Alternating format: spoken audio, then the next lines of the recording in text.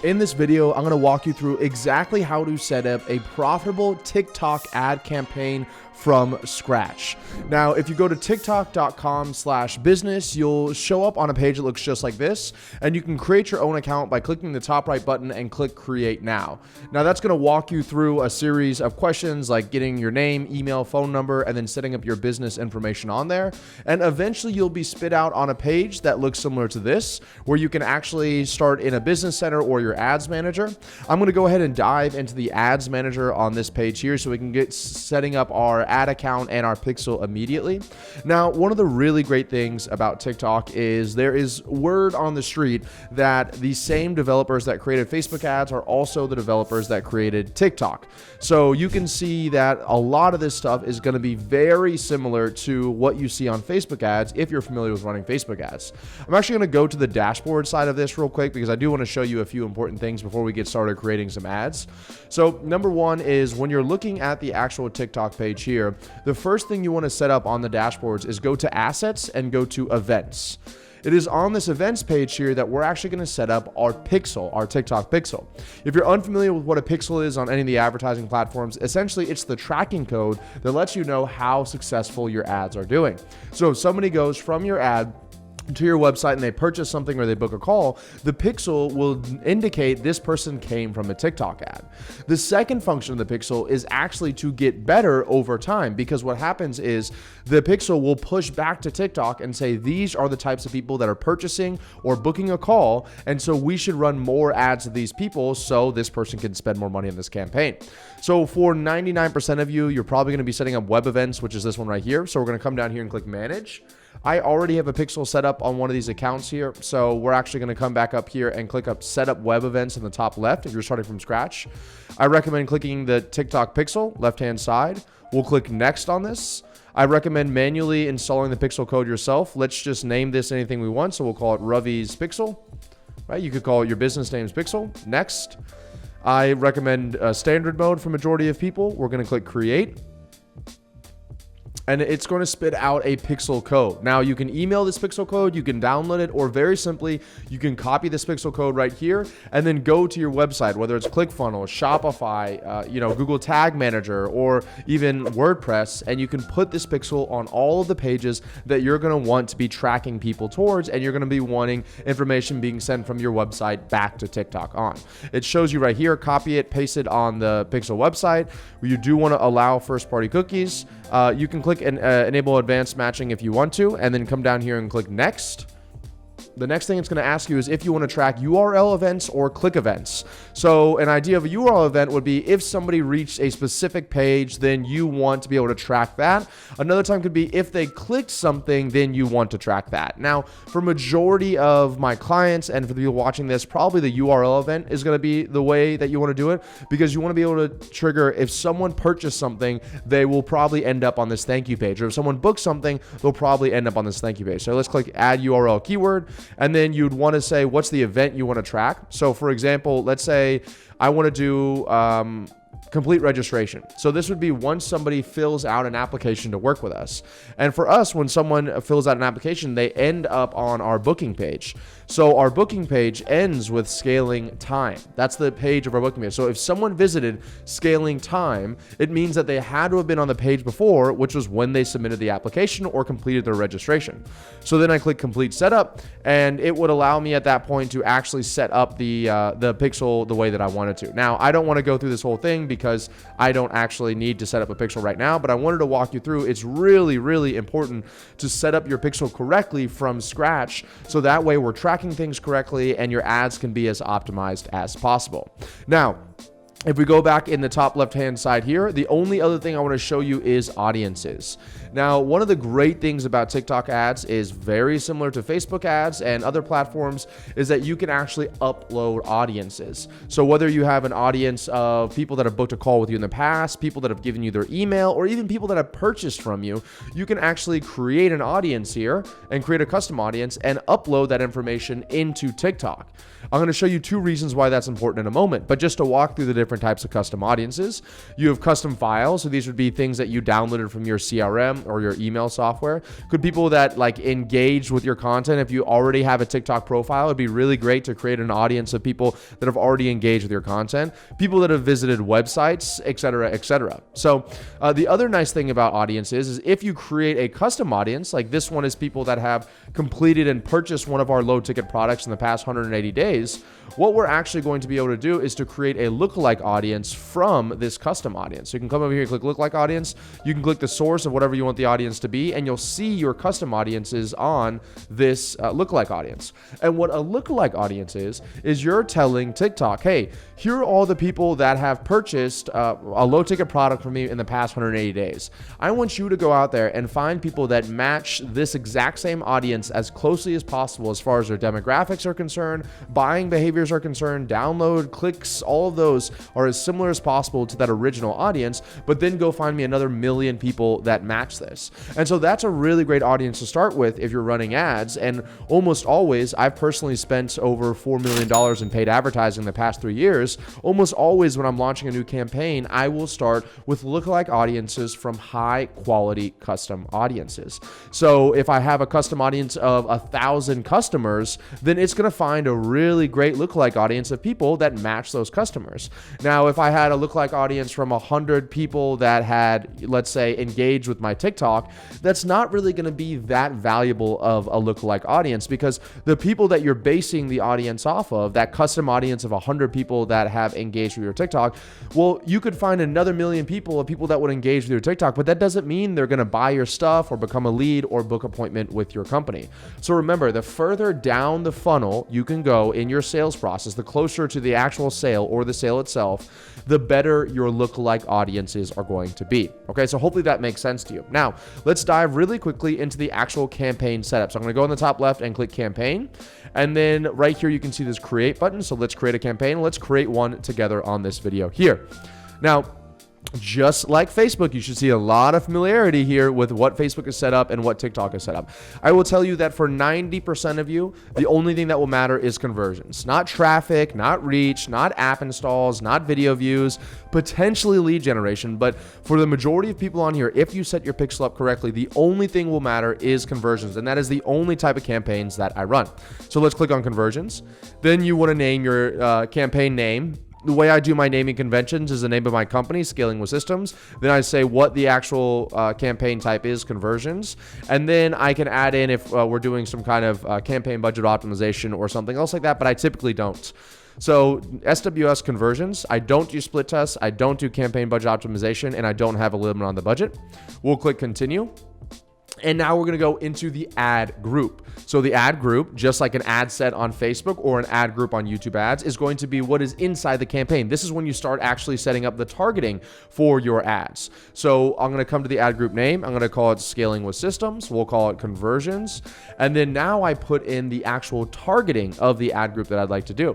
So let's say, for example, on this one, I'm going to target the lookalike audience of 180-day low ticket purchasers, right? So this is going to be an audience of the lookalike audience of the low ticket people that have purchased something from our website. You're going to actually select the pixel that you want. So I could click Ravi's pixel or the one that I already have set up. I'll just do the one I already have set up. And you want to optimize for whatever it is that you want the person to be doing. So don't optimize for people to do view content. For me, for example, I want people to complete payment. I want them to buy something from me. So right from the beginning, I am optimizing for the most optimal events that I want this person to do. So remember, some people might tell you just start on optimizing for leads or start optimizing for, add to carts. And sometimes even places like TikTok and Facebook and Google will tell you those same things. But I can tell you from my personal experience, at the very least, it is always much more profitable to go directly to what you want. And I have run campaigns where everything is the exact same. The only thing we change is optimize for lead and optimize for purchase. And every single time it has cost us lower for a purchase when we optimize for purchase. Shocker, right? So it's worth testing yourself, but this is the way that I would set it up. Also, as far as the placements are concerned, I never do any of the alternate placements. I don't think that that's a good idea, to be honest with you. These are random. I don't even know what these apps are, but it's going to place your ads on there, so I don't want to do it. And if you come down and edit settings here, you can remove comments or remove downloads if you want to. I typically do remove the downloads because I don't want somebody copying all of my ads. Now, when it comes down to the targeting side, the location, at least for the majority of my people, are in the United States. You can change the gender right here or the age. You know, if I could say 18 to 24 and 25 to 34. But I actually don't like putting any kind of restrictions on any of that stuff.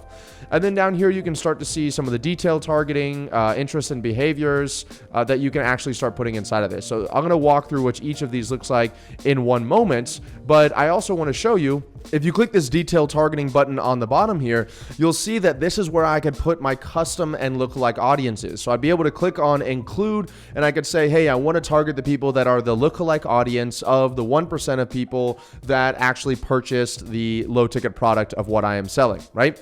Or you can come back here. Let me exit out of this detailed targeting. Let's say we want to change the people we're targeting. And instead, let's say we want to do people that are interested. So we'll say interests, and I could say something like education, right? Because maybe I'm trying to sell something to somebody who wants to be educated. If I come back down here, now you have all of these options that says add interest, add behavior, video interactions, add behavior creator interactions, and add behavior hashtag interactions.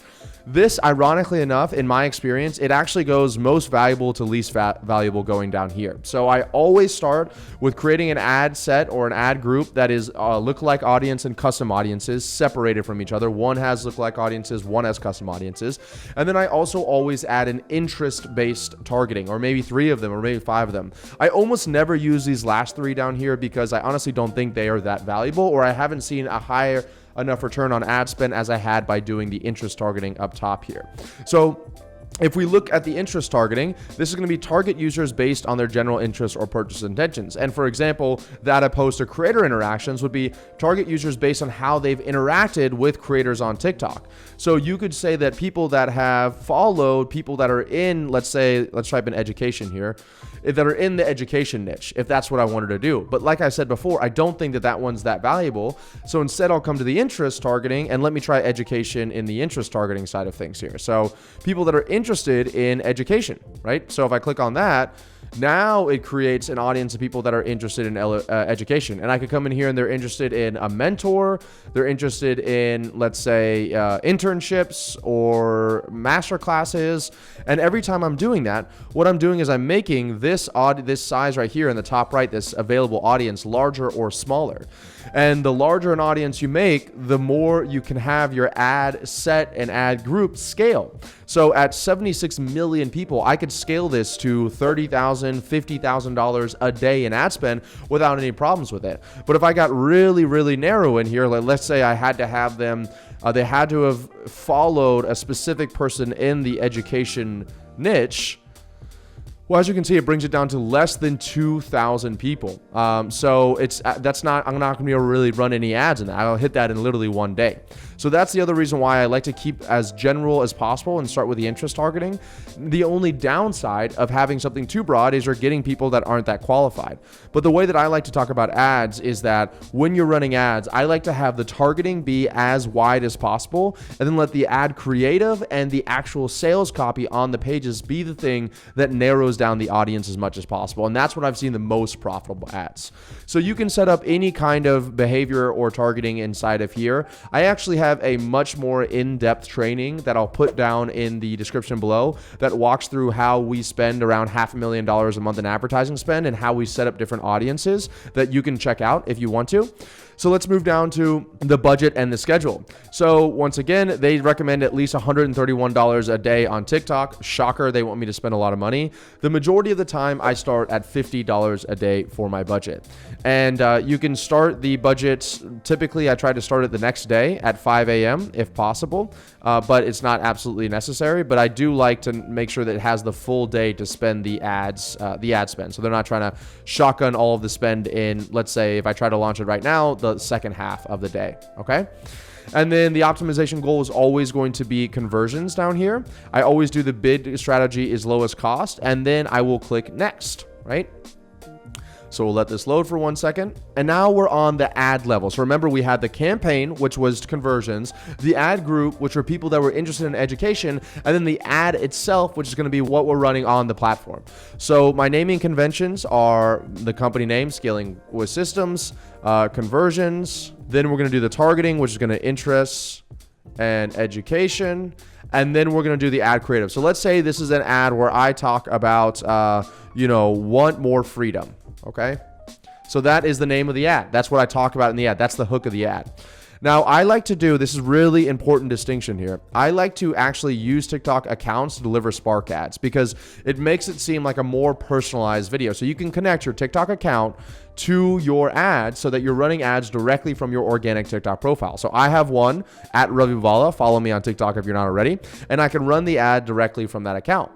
And then I run a single post or a single video, and you can actually come back and find one of the posts that you have. Like these are all the posts that I have on TikTok right now. Or you can do a specific video that you can upload. Now, I very much recommend uploading your own video, not a video you do on organically, because I can tell you there's a major difference in an organic video and an ad. Like I would never run an ad to this video I'm shooting with you guys here because I'm speaking, specifically about how to run ads. I'm not really making any calls to action in it. It's not like I'm trying to sell you anything. Where in the ad, I'm just trying to get them to click. One of the best resources you can use is there's actually a TikTok ads library. So if you go to Google, you can type in TikTok ads library, and you can see one of the first things that pops up is here. And you can actually search for people in a specific industry with a conversion objective in the United States. Like, so let's say in here, let's say if I can type in, let's see, what's a good one? Business services, right? We'll just say we want to look at business services in the last 7 days. What are some of the best performing ads? And you can see on here, what are some of the best converting ads? And you can even look at it. You can look at the views. These have great comments, 2.6 thousand likes. That means that this ad has been shown to quite a bit of people. So that's an indication that this ad is doing pretty well. And you can even change the timeline as well on the top right-hand side of it. But let's actually go back to the campaign itself. So this is where I would do some research. I'd create my TikTok ad. My biggest recommendation on TikTok ads is it needs to not feel like an ad. That may feel obvious to you, but you don't want people to feel like they're looking at an ad. So it needs to be what's known as UGC, or user generated content. So it should be something of like that you would typically see on TikTok. Whatever they would see on their For You page, follow that trend and make your ad out of it. And then you want to put the text on this here. So this is going to be what the ad says on the bottom. Almost always I just put something simple like click learn more to get access or something along those lines. It's not like I'm putting on Facebook like dozens and dozens of different words. I don't do any interactive add-ons. I put the URL of what I wanted to be added on there. So let's just say scalingwithsystems.com. And then I will come down here. The call to action I almost always do is standard. I put learn more. And then you check this box and make sure you're good to run all these ads for. And then you'd come down here and you'd make sure that the TikTok pixel is correct and that if you wanted to add any tracking, you'd be able to do so here. And then finally, all we're gonna do at the very bottom is going to click submit, and that will then set the ad up to be launched live on TikTok. Now, a few caveats you need to understand. When you click submit, it will not instantly start spending. Typically, TikTok will manually review the ad, and then within anywhere from 2 hours to 48 hours, they will send it live. Most of the time, I see the ads being put up in about 6 hours. After I click submit here, it takes about 6 hours for it to go live. The other thing you need to be aware of is there are multiple, just like on all advertising platforms, there are multiple policies that you need to be aware of. So you could say something in the ad, or you could be, let's say, selling real estate and you're discriminating in the ad or in the targeting by only going after a certain type of person. TikTok will find that and they will disapprove the ad. So I think TikTok does a great job at telling you, unlike some of these other platforms, why your ad is not being approved. So you can go inside of there and make adjustments. Even at simple changes like changing a few words, like for the real estate one, instead of saying like for example, are you a successful business owner looking to buy a home? Instead of saying successful business owner, just say, are you looking to buy a home? Something as simple as that could get you back approved again and allow you to start running ads once again. The final thing I want to talk about is scaling and managing your TikTok ads. So after you launch them live, the way that I do it is I typically launch anywhere from 3 to 10 different ad groups live with different audiences and different ad creatives. I let that run for about 3 to 5 days to figure out, based on the conversion percentages, which one of those is giving me the lowest cost per acquisition for whatever activity I want. So lowest cost per lead, lowest cost per booked call, or lowest cost per purchase. Within a few days, you'll be able to really easily identify the winners. So I will turn off the losers, and then I will reallocate the budget to the winners. So let's say I had 5 different audiences, all at $50 a day for $250 a day in ad spend. Within 5 days, it became abundantly clear that there was one ad that was having the lowest cost per acquisition. I would turn off all of the other ones and move that $250 a day to the most profitable ad. And that's how you can very quickly go from spending $250 a day to $2,000 or even $20,000 a day profitably on TikTok. Don't forget, if you'd like some really in-depth ads training where I walk through exactly how we set up all of our targeting and creatives for $500,000 a month in advertising spend, you can click the link in the description down below.